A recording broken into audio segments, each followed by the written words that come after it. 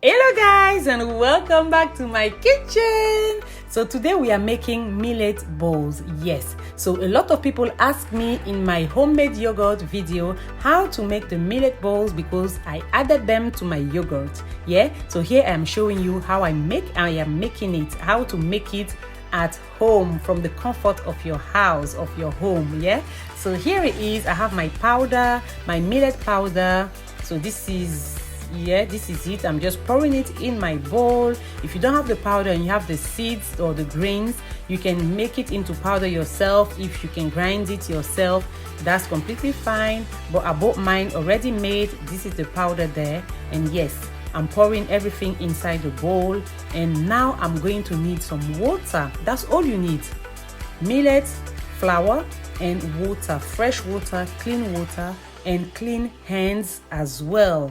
Yeah, and all you're going to do here is to sprinkle some water on the powder and to use your hand to try and mix it, yes, nicely. All you want to do here is to wet the powder, but not brutally, if I can say so, not brutally, not just at once like that. You're going to sprinkle a bit of water, then mix it a bit, then sprinkle some water, then mix it a bit, so that you can control the quantity of water, the amount of water that's going into the powder, because you don't want it to be too wet and you don't want it to be too dry either, so that you can get your bowls formed. So as you go, as you mix it, the balls are going to start forming. Yeah, they're going to start forming. So that's all you want to be doing here. So you mix it very well.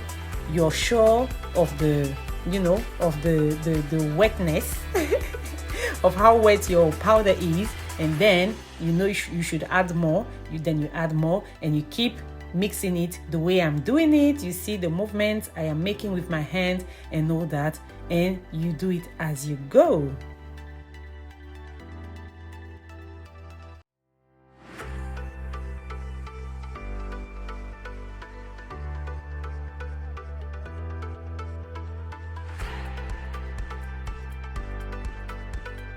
So at some point, you're going to notice that there are balls that are starting to form like this. You see all these balls? Yes, all you have to do is to keep mixing it with your hands, keep the same movements, and break those balls with your fingertip.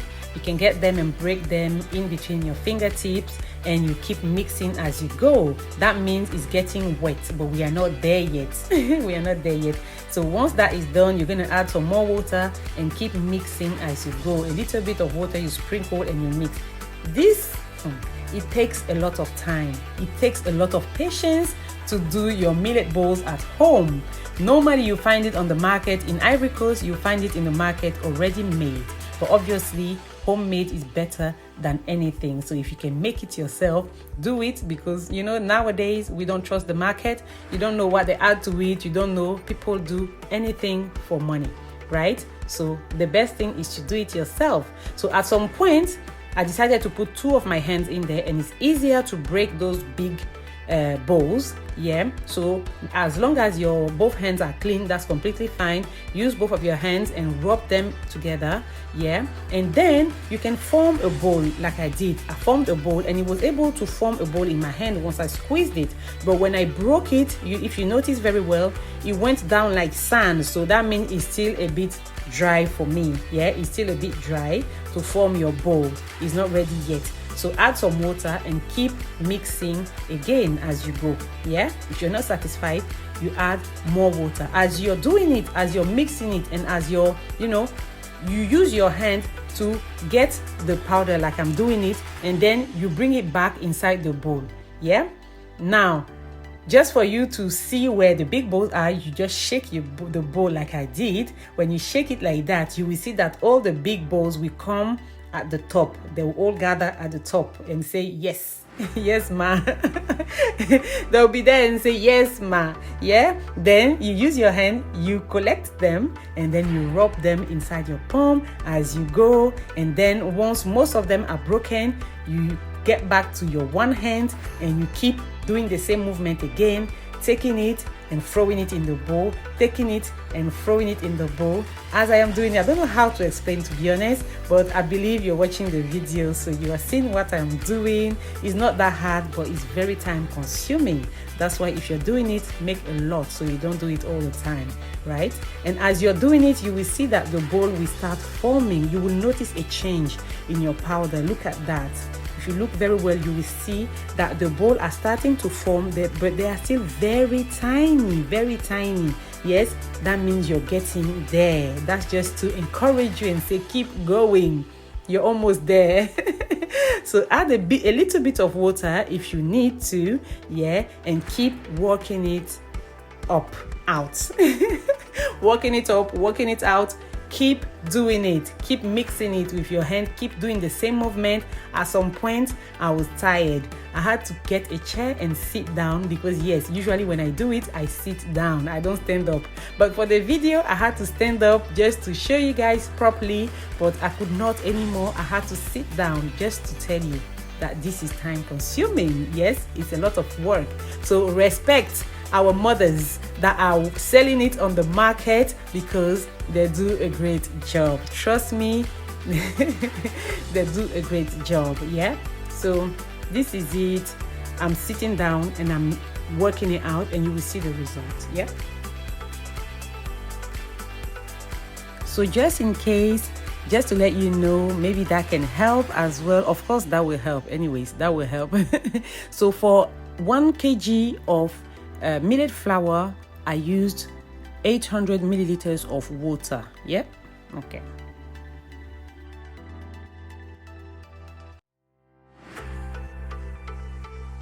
As you go, you're going to notice that the bowls are forming, and they're going to be more and more clear, so you will see them very well. And once that is done and you see that there are bowls, tiny ones, medium ones, big ones, it's going to be all mixed in there, that means you're getting there. So to make the job easier for you, if you have a sieve, sorry, I'm looking for the word.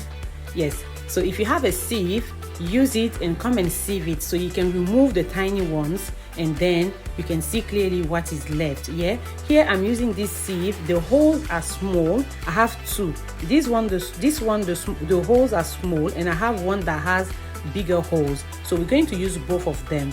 So here I'm going to sieve this one first, just to get the tiny balls. Yeah, so just to get the tiny balls, then we are going to sieve the remaining of the bowls. So watch the video and you will understand where I am coming from. So I'm sieving it, and what you see in the sieve there, I'm going to put it in a separate bowl and keep it aside.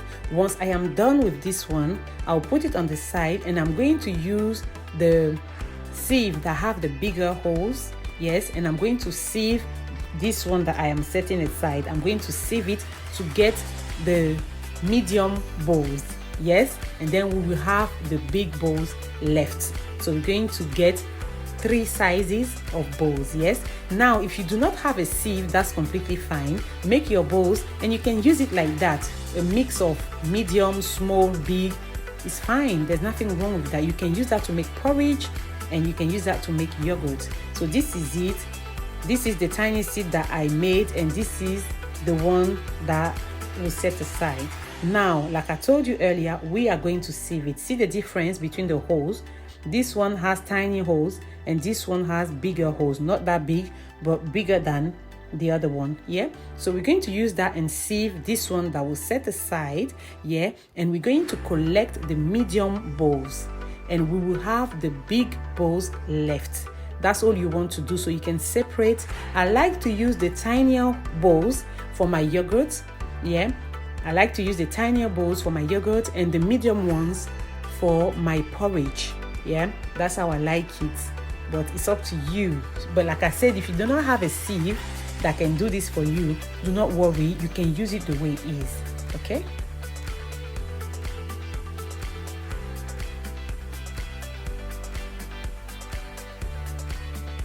so here it is. Yes, this is what it's looking like after sieving. This is the result. So these are the tiny bowls, and these are the medium bowls. Yeah, look at that. I'm going to zoom in there for you to see very well. Look how beautiful and cute they are. Yes, and like I told you, I like these tiny ones for my yogurt, and I like the medium ones for my porridge. But that's just me. Yeah. So this is it. And do not worry if you try it and you don't get the same result. Keep trying. This is the bigger bowls. I'm going to work this out to get smaller bowls because I don't like it big like that. I'm going to work it out to get, to make them smaller. But here I'm going to show you a trick on how to to get it an easy way. Not really an easy way, but a trick. Yeah. So once you've wet your powder and it's nicely wet and you've reached the point it's starting to form, one thing you can do is to form a ball in your hand just like I did and rub it on your sieve. If you have a sieve that has holes, the holes that you're going to use to get your balls, just rub it on there, to sieve it nicely, but form the bowl first and rub it there, and this is what you're going to get. Look at that.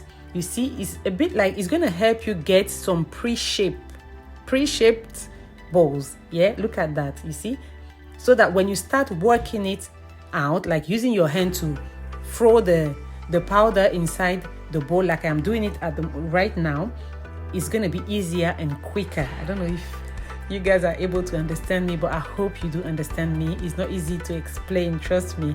So once that is done, I am ready. What I'm going to do, there's two ways. You can cook it and then keep it in the freezer. You can cook it and then dry it, or you can just dry it without cooking it at all. So here I'm showing you how to cook it. There are different ways. Usually cooking it is good because if you want to put it in your yogurt, then you need to cook it first. And you have to cook it, you have to steam it. So you're not even cooking it inside your pot, but you're steaming it. That's the way to do it. And because the holes in my steamer are too big, I'm using muslin I put a muslin inside before I added my millet bowls inside there, otherwise they will just drop into the water. So once you do that, you spread them very well and you cover and allow it to cook, and then you come back after maybe a minute or so or two. You come back and you use a spoon and you start mixing, just as I am doing there. You start mixing it nicely. Once you finish mixing it, be careful with your muslin. Look at what I am doing there.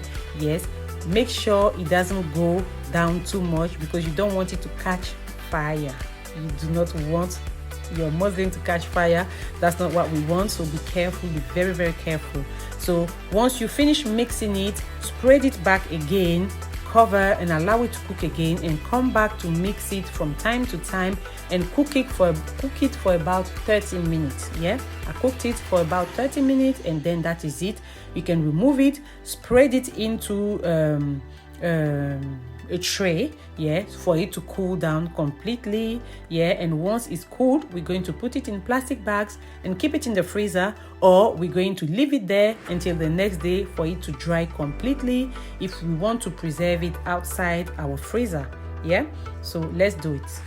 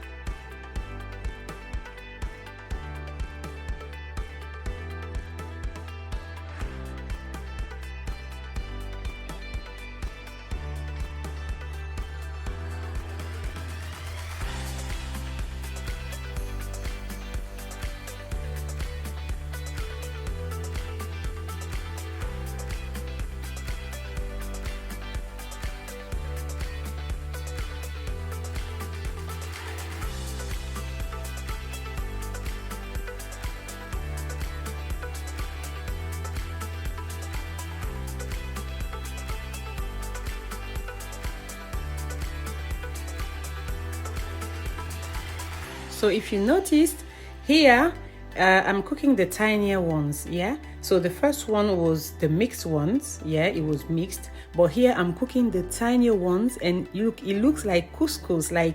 It looks like couscous, and it's very yummy. And the good thing about that, once you cook it like that, you can eat this. You can eat this instead of rice. Like if you're on a diet, it's very healthy, so you can use that and eat your soup. Like the way you eat couscous, you can eat this the way you eat couscous, with tomato sauce and fish and anything like that. Yes, you can consume it like that as well, though I don't, because I don't really enjoy it. But yes, you can, and a lot of people do. So this is just an idea I am giving you.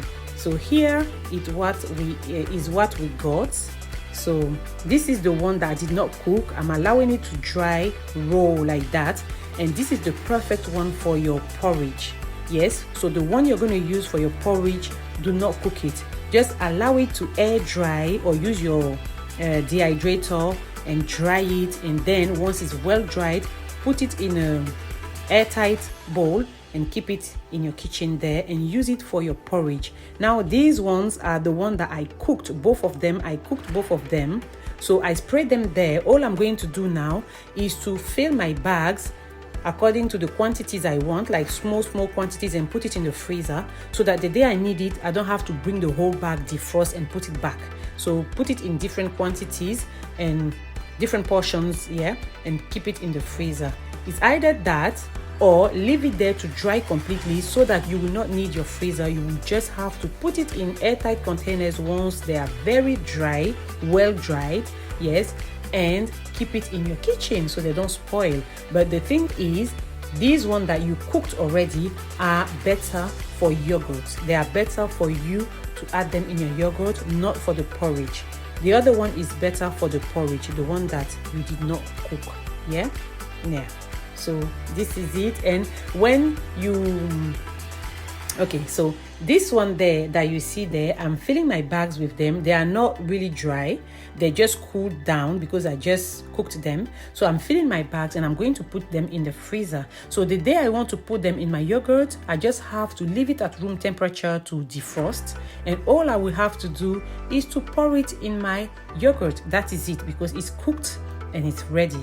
But if I want to, the cooked one, yeah, I'm talking about the cooked one, if I want to leave it to dry out there, so I don't have to put it in my freezer, I can just put it in a container and leave it there. The day I will want to use it for my yogurt, I will need to refresh it, because it's going to be too hard, because it's going to be dehydrated, obviously. So you will need to add some hot water to it and refresh it, just a little bit of hot water, and warm it up in the microwave or something like that before you add it to your yogurt.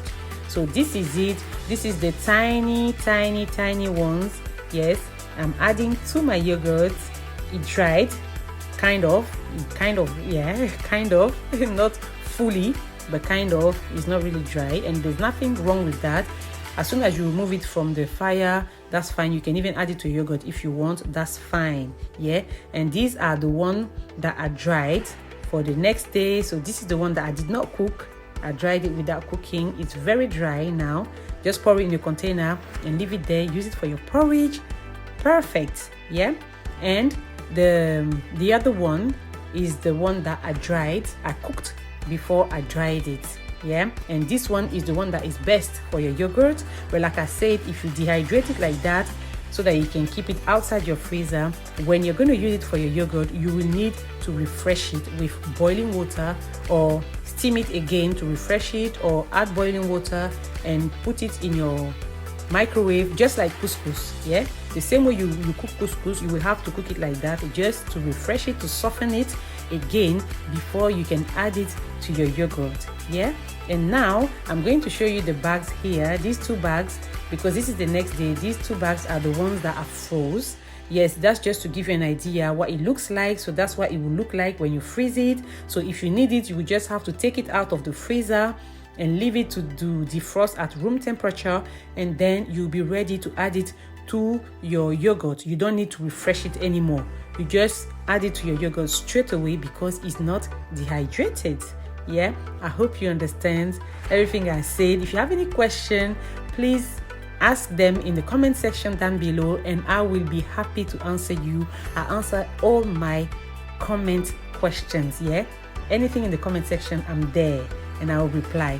Thank you guys for watching my video. It wasn't an easy one. This one was not an easy one at all. It was hard to find my words to explain, but I hope you like it. See you in my next video. Bye.